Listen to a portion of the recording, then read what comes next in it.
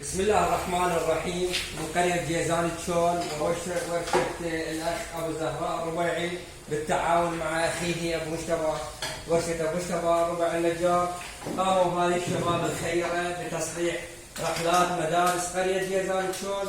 نسعى تكون هذه رسالة إلى كل شباب القرى وكل شباب المحافظات العراق، تسعى جهودهم البسيطة وهذه الرحلات التي يجلس عليها جيل المستقبل.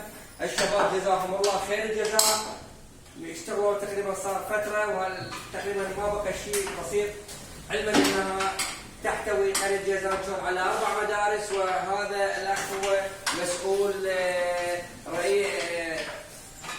لجنة الآباء والمدرسين في مدرسة الرياحين. مشكور جزاه الله خير جزاء الأخ أبو زهراء والكادر اللي بالورشة مشكورين، بارك الله فيهم.